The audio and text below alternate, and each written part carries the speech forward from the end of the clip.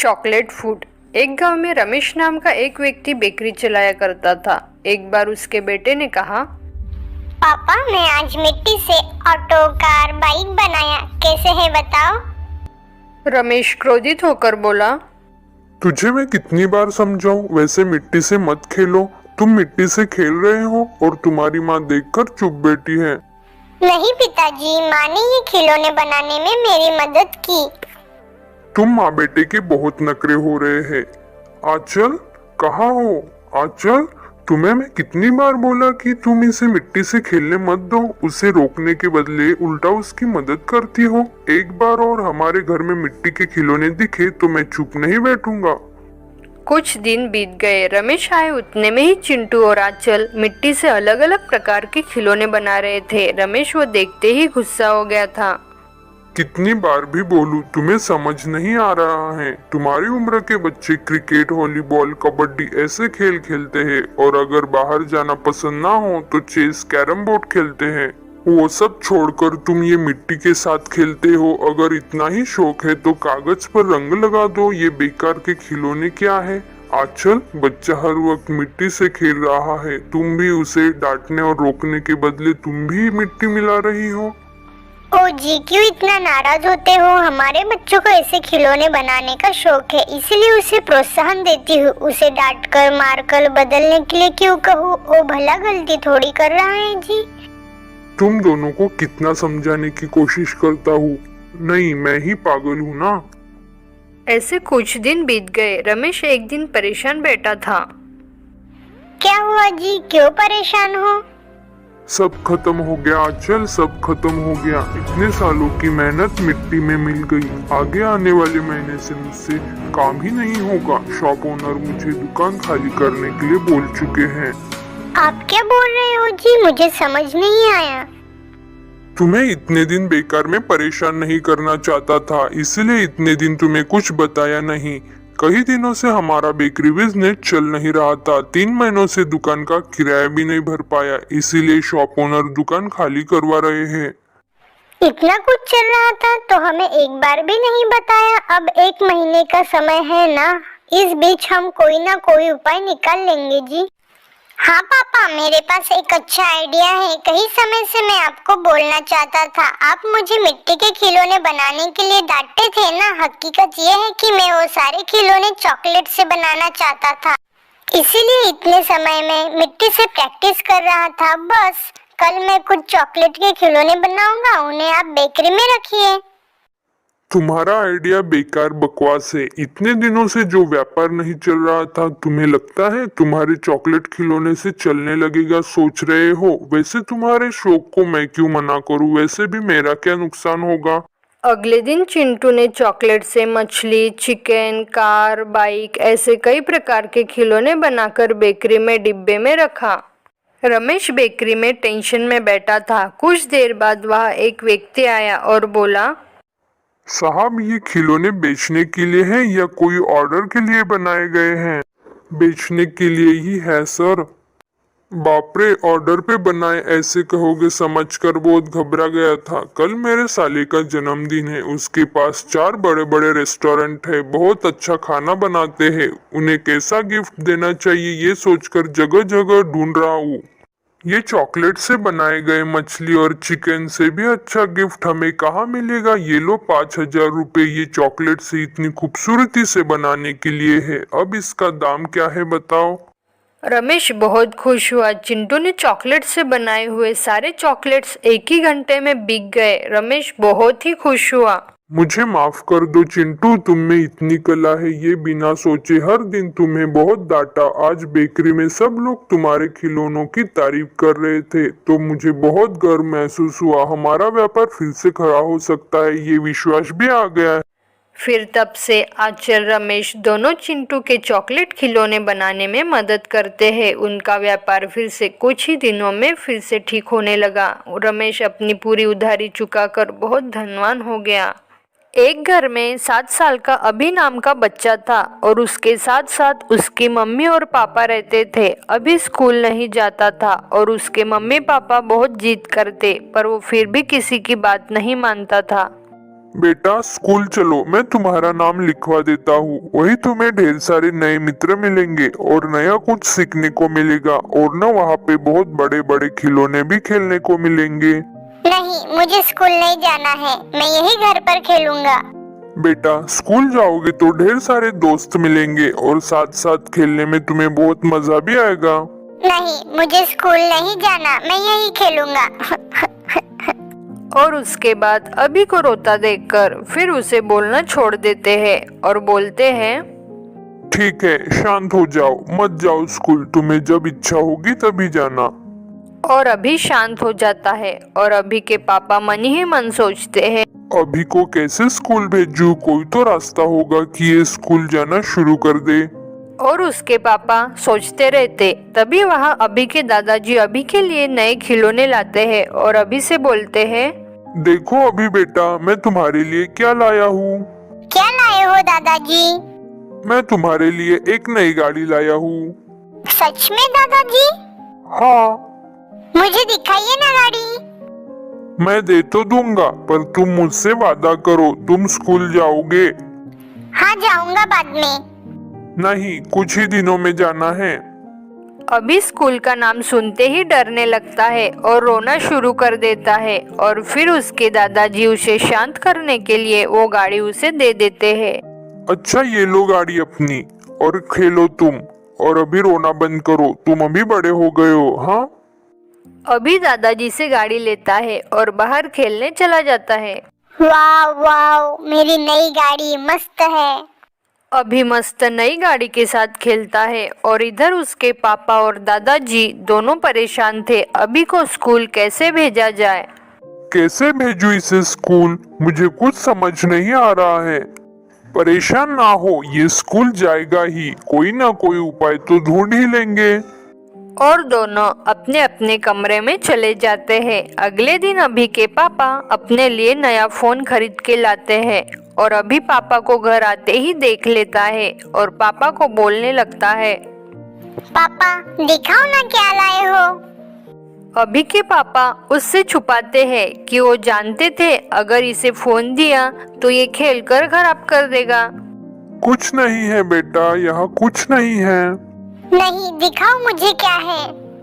और तभी वहाँ दादाजी भी आ जाते हैं और बोलते हैं, दिखा दो जो लाए हो। अभी के पापा फोन निकालकर अभी को दे देते हैं। ये कौन सा फोन है? ये जादुई फोन है, इससे जो मांगोगे वो देता है। क्या सच में ये जादुई फोन है? हाँ, ये जादुई फोन है, इससे जो मांगोगे वो तुम्हें फट से ला कर देगा, लेकिन बदले में तुम्हें इसकी बात माननी होगी। हाँ, मैं मानूंगा, जरूर मानूंगा, और अब से ये फोन मैं रखूंगा। अब मैं इससे कुछ मांगता हूँ। हाँ, मांगो। मुझे एक गाड़ी दो।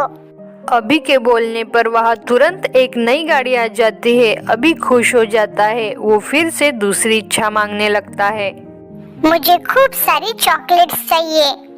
अभी से बोलते ही वहाँ ढेर सारे चॉकलेट आ जाते हैं। अभी बहुत खुश हो जाता है और दिन भर दिन जादुई फोन से खेलता रहता है। जादुई फोन, मुझे छोटा कुत्ता ला कर दो।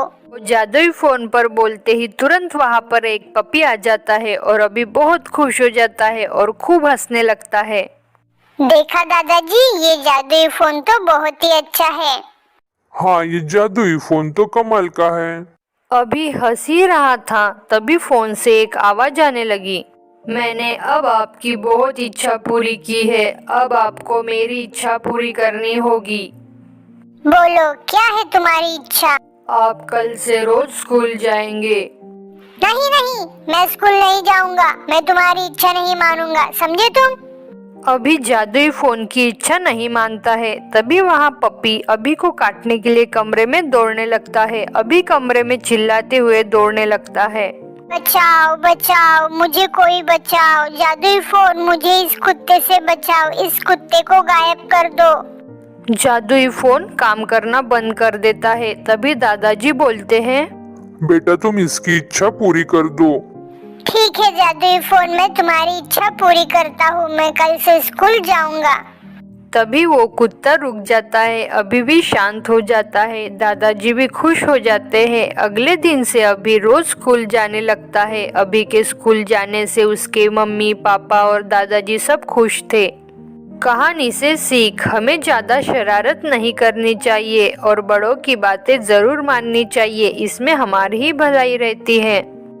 अगर आपको कहानी पसंद आई हो तो लाइक करें और ऐसी कहानी देखने के लिए मेरे चैनल को सब्सक्राइब करना ना भूलें। एक युवा नौजवान मैनेजमेंट की शिक्षा प्राप्त कर नौकरी की तलाश करता है तो उसे बहुत अच्छी नौकरी लग जाती है। उसे कंपनी की ओर से काम करने के लिए अलग से एक केबिन दे दिया जाता है। वह नौजवान जब पहले दिन ऑफिस जाता है और बैठकर अपने शानदार केबिन को निहार रहा होता है, तभी दरवाजा खटखटाने की आवाज आती है। दरवाजे पर एक साधारण सा व्यक्ति रहता है, पर उसे अंदर आने कहने के बजाय वह उसे बाहर वेट करने के लिए बोलता है। आधा घंटा बीतने के पश्चात वह आदमी पुनः ऑफिस के अंदर जाने की अनुमति मांगता है। उसे अंदर आते देख युवक टेलीफोन से बात करना शुरू कर देता है। वह फोन पर बहुत सारे पैसों की बातें करता है, अपने नौकरी के बारे में, अपने ऐशो आराम के बारे में और कई प्रकार की डींगे हाँकने लगता है। सामने वाला व्यक्ति उसकी सारी बातें सुन रहा होता है, पर वो युवा व्यक्ति फोन पर बड़ी बड़ी डींगे हाँकना जारी रखता है।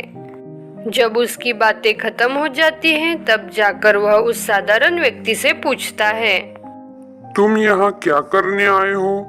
वह आदमी उस युवा व्यक्ति को विनम्र भाव से देखते हुए कहता है, साहब, मैं यहाँ टेलीफोन रिपेयर करने के लिए आया हूँ। मुझे खबर मिली है कि आप जिस टेलीफोन से बात कर रहे थे वो हफ्ते भर से बंद पड़ा है, इसलिए मैं इस टेलीफोन को रिपेयर करने के लिए आया हूँ। इतना सुनते ही युवा व्यक्ति शर्म से लाल हो जाता है और चुपचाप कमरे से बाहर चला जाता है। उसे उसके दिखावे का फल मिल चुका होता है। कहानी का सार यह है कि जब हम सफल होते हैं तब हमें अपने आप पर बहुत गर्व होता है और यह स्वाभाविक भी है। गर्व करने से हमें स्वाभिमानी होने का एहसास होता है, लेकिन एक से बाद एक अहंकार रूप ले लेता है और आप स्वाभिमानी से अभिमानी बन जाते हैं और अभिमानी बनते ही आप दूसरों के सामने दिखावा करने लगते हैं। अंततः हमें ध्यान रखना चाहिए कि हम चाहे कितने भी सफल क्यों ना हो जाए, व्यर्थ के अहंकार और झूठे दिखावे में ना पड़े, अन्यथा उस युवक की तरह हमें भी कभी न कभी शर्मिंदा होना पड़ सकता है। अगर आपको कहानी पसंद आई हो तो लाइक करें और ऐसी कहानी देखने के लिए मेरे चैनल को सब्सक्राइब करना ना भूलें।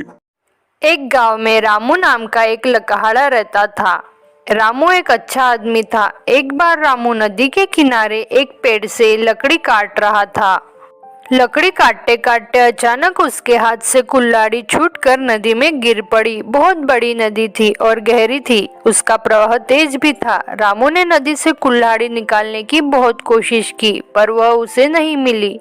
कुल्हाड़ी न मिलने के कारण रामू बहुत दुखी हो गया और रोने लगा। इतने में देवदूत वहां से गुजरा। लकहाड़े को मुंह लटकाए खड़ा देखकर उसे दया आ गई। वह लकहाड़े के पास आया और बोला, क्या हुआ, क्यों रो रहे हो?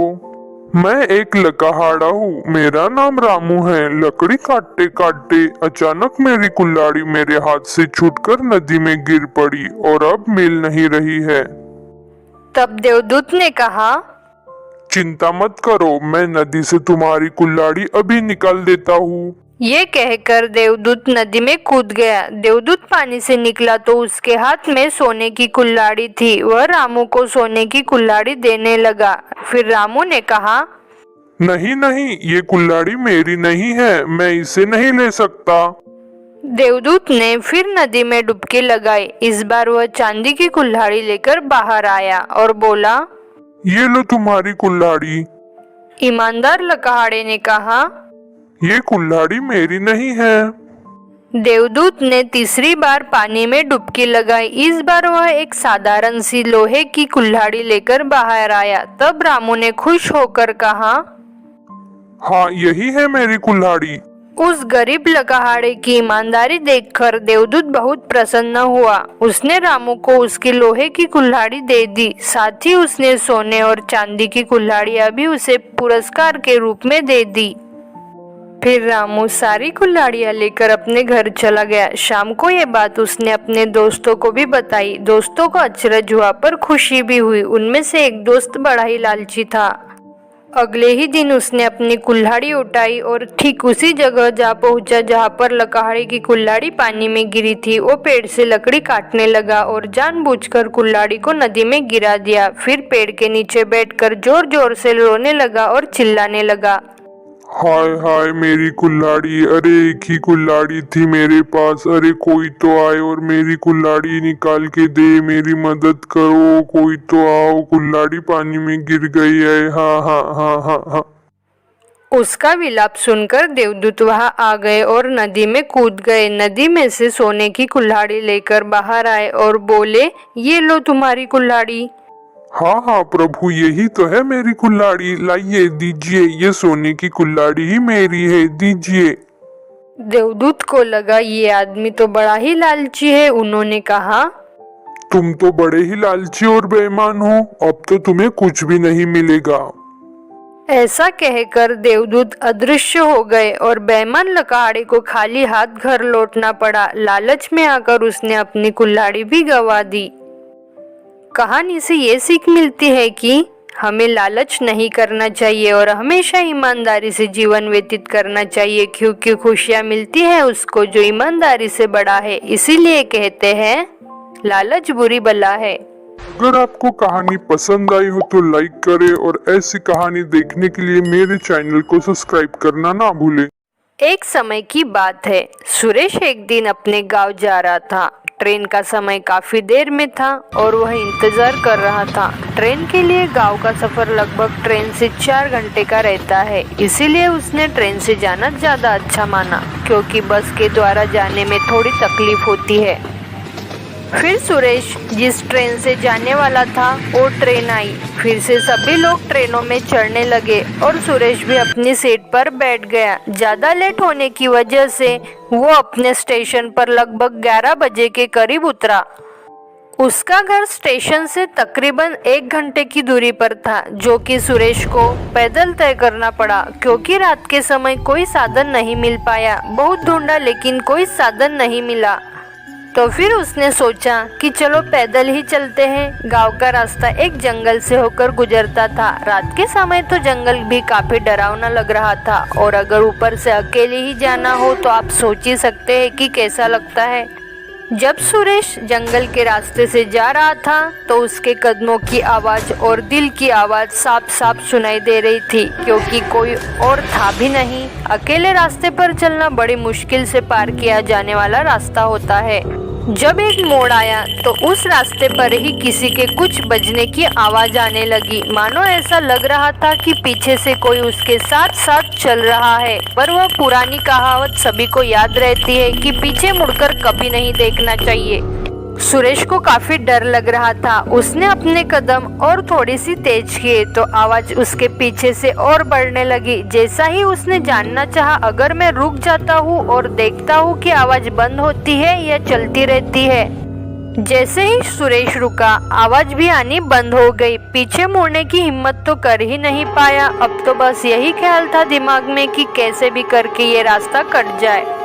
सुरेश फिर और थोड़ी तेजी से चलने लगा। आवाज भी और तेज हो गई। जब आवाज तेज होने लगी तो उसे लगा कि अब तो भागने के अलावा कोई रास्ता ही दिखाई नहीं दे रहा है। जैसे ही वो भागने लगा तो आवाज भी तेजी से उसी की तरफ आने लगी।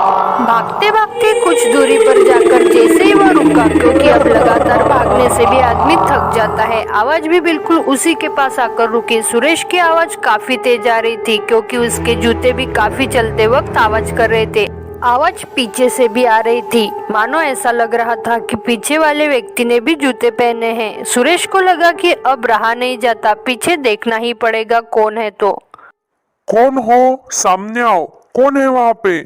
सुरेश जैसे ही पीछे मुड़ा, कोई भी नहीं था और अब उसके घर की दूरी भी लगभग 20 मिनट की बची थी। फिर उसे वहाँ एक चुड़ैल दिखाई दी। चुड़ैल ने सुरेश का रास्ता रोक लिया और वो बोली, तुम मेरे साथ चलो नहीं तो मैं तुम्हें खा जाऊंगी।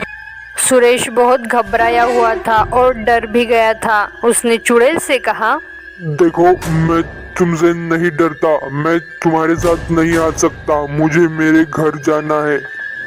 वो चुड़ैल काफी डरावनी थी। सुरेश वहाँ से भागने लगा, लेकिन चुड़ैल उसका पीछा नहीं छोड़ रही थी। भागते भागते सुरेश गांव पहुँच गया। चुड़ैल बोली, देखो तुम वहीं पे रुक जाओ नहीं तो अच्छा नहीं होगा। भागते भागते सुरेश अपने घर पहुंच गया और घबराते हुए उसने अपने घर वालों को ये बात बताई। फिर घर वालों ने कहा, तुम्हें रात को नहीं आना चाहिए था, अगर आते भी तो दिन में आ जाते। तुम्हें रात में बिल्कुल सफर नहीं करनी चाहिए। पता नहीं कौन कहाँ पर किसका और कब इंतजार कर रहा है, इस बात को कोई नहीं जानता। सुरेश आज भी सोचता है कि उसके पीछे इतने दूर तक वो चुड़ैल चल रही थी। अगर वो मुझे कुछ कर लेती तो इस बात को सोचकर वो आज भी बहुत डर जाता है कि शायद उसके आसपास ही वो चुड़ैल खड़ी है। दोस्तों, इस कहानी से एक ही सीख दी जाती है कि बिल्कुल भी रात में अकेले सफर ना करें, क्योंकि पता नहीं कौन सी चीज कब किसको कहाँ पकड़ ले। इसीलिए जितना हो सके रात के अंधेरे से हमेशा दूर रहे। इसमें ऐसी बहुत सी सच्चाई छिपी है कि जिसको कोई नहीं जान सका है। अगर आपको कहानी पसंद आई हो तो लाइक करें और ऐसी कहानी देखने के लिए मेरे चैनल को सब्सक्राइब करना ना भूलें। एक रामपुर नाम का गांव था। उस गांव के पास बहुत बड़े बड़े पेड़ थे। उन पेड़ों पर कई पक्षियों का बसेरा था। उनमें से एक पेड़ पर टूनी चिड़िया भी रहती थी। चिड़िया बहुत गरीब थी। रोज चिड़िया खाना ढूंढने के लिए निकलती, लेकिन उसे खाना नहीं मिलता। वो बहुत भूखी थी। फिर चिड़िया ने सोचा, मुझे खाने के लिए तो कुछ भी नहीं मिल रहा है, मैं क्या करूं? मैं अपना पेट कैसे भरूं? क्यों ना मैं गांव जाकर हर घर से दाने मांगूंगी तो मुझे दाने भी मिलेंगे और कुछ खाना भी मिल जाएगा। इसमें से मैं अपना पेट भर सकूंगी। फिर चिड़िया निकल पड़ी गांव में हर घर घर जाकर दाना मांगने के लिए। पहले वो किशन नाम के व्यक्ति के घर गई। चिड़िया किशन से बोली, सुनिए, मैंने कई दिनों से खाना नहीं खाया है, मुझे बहुत भूख लगी है, क्या आप मुझे कुछ खाने के लिए दे सकते हैं? किशन बोला, कोई खाना नहीं है, चलो भागो यहाँ से, मैं तुम्हें खाना दूंगा तो मैं क्या खाऊंगा। चिड़िया उदास होकर वहाँ से चली जाती है। फिर वो शीला नाम की औरत के घर जाकर खाना मांगती है, लेकिन वो भी चिड़िया को भगा देती है। ऐसा करते करते चिड़िया बहुत से घर जाती है, लेकिन एक भी घर पर उसे खाना नहीं मिलता। चिड़िया बहुत रोने लगती है। चिड़िया को भूख बर्दाश्त नहीं होती। रोते रोते वो मर जाती है। फिर वो चुड़ैल बन जाती है। अब मैं चुड़ैल चिड़िया बन चुकी हूँ। मैं उन सब से बदला लेना चाहती हूँ जिन लोगों ने मुझे खाना नहीं दिया था और मुझे मारकर भगा दिया था। चिड़िया चुड़ैल बनकर गाँव आती है। गाँव वाले चुड़ैल को देखकर बहुत घबरा जाते हैं। चुड़ैल बहुत डरावनी दिखती है। वो कुछ भी खाने लगती है। वो एक आदमी को पकड़ती है और उसे भी खाने लगती है। ये सब गाँव वाले देखकर बहुत डरने लगे और अपने घरों में ही रहने लगे। गांव वालों का घर से निकलना बंद हो गया। चुड़ैल रोज गांव में घूमती और जो भी दिखता उसे खा जाती। बहुत खतरनाक चिड़िया चुड़ैल थी। एक दिन चुड़ैल को वो किशन नाम का व्यक्ति दिखता है, जिसने चिड़िया को खाना नहीं दिया था और मारकर भगा दिया था। चुड़ैल चिड़िया देखते ही किशन भागने लगा, लेकिन चुड़ैल ने किशन को पकड़ लिया। किशन जोर जोर से चिल्लाने लगा, बचाओ बचाओ, मुझे कोई चुड़ैल चिड़िया से बचाओ। किशन चिल्लाता रहा, लेकिन कोई भी उसे बचा नहीं सका। फिर सब गांव वाले इकट्ठा हुए। उन्होंने चुड़ैल से कहा, रुक जाओ चुड़ैल चिड़िया, क्यों तुम हम सब पर हमला कर रही हो? हमारे गांव में सबको नुकसान पहुंचा रही हो। हमने तुम्हारा क्या बिगाड़ा है? कृपया हमें छोड़ दो। नहीं, मैं तुम लोगों को कैसे छोड़ दूं? तुम लोगों की वजह से ही आज मेरी ये हालत है। मैं तुम सब लोगों को खा जाऊंगी। लेकिन हमें क्यों? हमने क्या किया है तुम्हारे साथ? तुम लोगों ने मुझे खाना नहीं दिया, मुझे खाना नहीं मिल रहा था, तब मैं बहुत भूखी थी। फिर मैं तुम सबके घरों में आकर खाना मांगती थी कि चलो कोई मुझे खाना दे देगा और मेरी भूख मिट जाएगी। तुम सब ने मिलकर मुझे खाना नहीं दिया, मुझे भूख बर्दाश्त नहीं हो सकी। अब मैं चुड़ैल बन गई हूँ और तुम सब लोगों को खा जाऊंगी। फिर एक छोटा सा बच्चा आता है और वो चुड़ैल चिड़िया से कहता है, ये लो चिड़िया चुड़ैल खाना, हम सबको माफ कर दो, छोड़ दो हमें। हाँ हाँ चुड़ैल चिड़िया, हम सबको माफ कर दो, हमसे बहुत बड़ी गलती हुई है। आगे कोई भी आएगा खाना मांगने तो मैं खाना दूंगा, अब छोड़ दो हमें। चिड़िया चुड़ैल उस छोटे से बच्चे को देखकर शांत हो जाती है और उसे लगता है कि सब गांव वालों को अपने गलती का एहसास हो गया है, तो मुझे भी यहाँ से चले जाना चाहिए। फिर चिड़िया चुड़ैल गांव छोड़कर भाग जाती है। इस कहानी से ये सीख मिलती है कि हमें किसी भी जीव को कभी कमजोर नहीं समझना चाहिए और किसी भी जीव पर कभी अत्याचार नहीं करना चाहिए। बुरे कर्म करोगे तो कभी सफल नहीं होंगे, इसलिए अच्छे कर्म करो और सफलता हासिल करो।